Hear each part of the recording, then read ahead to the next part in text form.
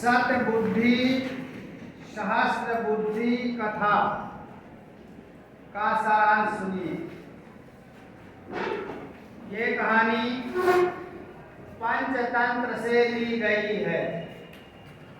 किसी जलाशय में, जलाशय तालाब इत्यादि, सतबुद्धि और सहस्र बुद्धि नाम की दो मछलियां रहती थी।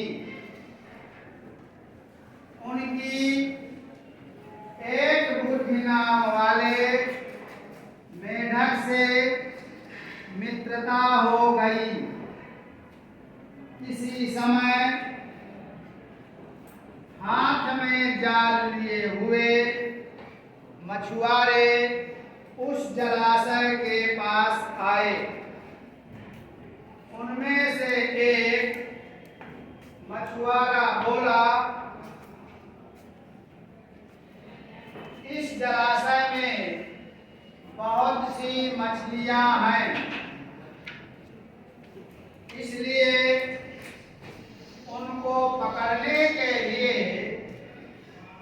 कल यहाँ जाल डालेंगे। ऐसा सुनकर मछलियां दुखी हो गईं। उनमें से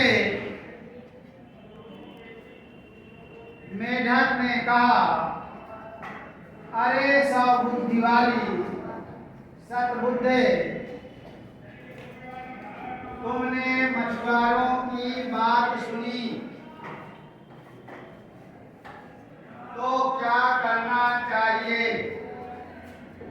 रुकना चाहिए अथवा यहाँ से भाग जाना चाहिए? सहस्र बुद्धि वाली, हजार बुद्धि वाली मछली ने कहा, मित्र डरो नहीं, केवल किसी के वचन सुनने मात्र से ही नहीं डरना चाहिए, क्योंकि कहा गया है कि सांपों, सर्पों और दुष्टों और सभी प्रकार के दुष्ट हृदय वाले लोगों के मनोरथ, इच्छाएं कभी पूर्ण नहीं होती हैं। इसीलिए यह संसार स्थित है। सतबुद्धि ने भी कहा कि तुमने ठीक कहा, तुम हजार बुद्धि वाली हो, तुम्हारे समान बुद्धि किसी के पास नहीं है। केवल वचन सुनने मात्र से ही अपने जन्म स्थान को नहीं त्यागना चाहिए। मैं तुम्हारी अपनी बुद्धि के प्रभाव से रक्षा करूंगी। मेढक बोला, अरे मेरे तो एक ही बुद्धि है, मैं तो यहाँ नहीं रुकूंगा, मैं दूसरे जलाशय को जाऊंगा। ऐसा कहकर वह दूसरे तालाब की ओर चला गया। इसके बाद अगले दिन प्रातःकाल मछुआरों ने आकर जाल के बीच में मछलियां, कछुए, मेढक, केकड़े इत्यादि सब पकड़ लिए। सतबुद्धि और सहस्र बुद्धि, सौ बुद्धि वाली और हजार बुद्धि नाम वाली मछलियां भी पकड़ ली गई। दोपहर के समय मछुआरों के सुखपूर्वक जाते समय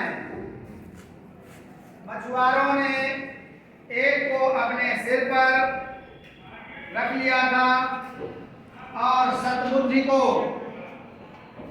दूसरे हाथ में लटकाए हुए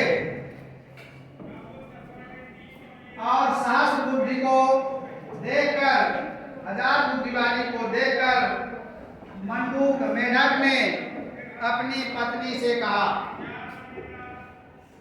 दोपहर के समय मछुआरों के द्वारा अपने सिर पर रखे हुए सतबुद्धि और हजार बुद्धि वाली मछली को हाथ में लटकाए हुए देखकर मेढक ने अपनी पत्नी से कहा कि देखो प्रिय, सतबुद्धि तो उसके सिर पर है और हजार बुद्धि वाली हाथ में लटक रही है।